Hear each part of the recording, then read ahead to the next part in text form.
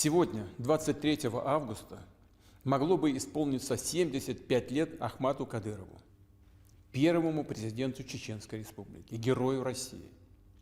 Его имя навсегда вписано в историю страны. А в нашей памяти он останется человеком, чья сила духа и беззаветная любовь к своему народу смогли одолеть, победить зло, сделать шаг к возвращению мира на древнюю чеченскую землю. Именно вера в свой народ, в его будущее определяли жизненный путь Ахмата Абдулхамидовича. Помогли ему принять важнейшие, глубоко осознанные решения в драматичный, тяжелый период испытаний, через который Чечня прошла в 90-е годы.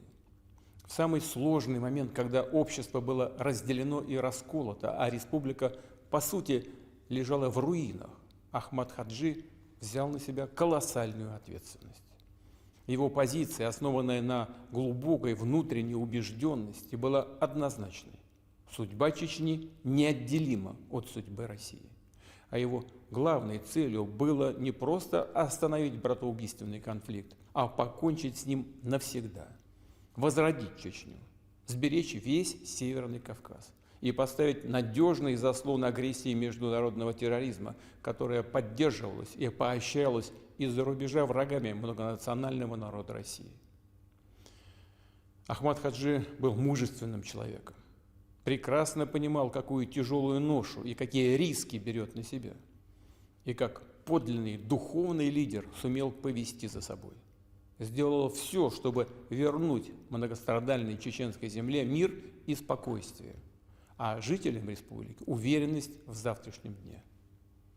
Его слово, авторитет вытащили множество людей из сетей, раскинутых радикалами и лжепроповедниками, а его последовательная позиция нанесла сокрушительный моральный удар по псевдорелигиозной пропаганде, попыткам насадить в Чечне чуждую ей идеологию экстремизма, превратить религию в инструмент разрушения государственности. Помню наши с ним встречи и разговоры. Помню, как он объяснял, почему решил возглавить Чечню. Сегодня, говорил он, нужны люди, готовые отдать все, а если понадобится и жизнь, ради своего народа. К сожалению, эти слова оказались пророческими. Он не успел многого из того, что задумал.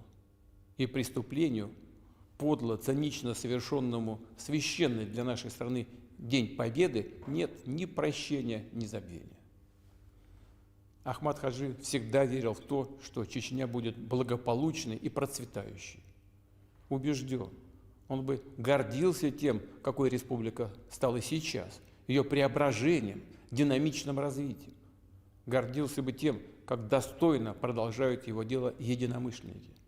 Прежде всего, его сын.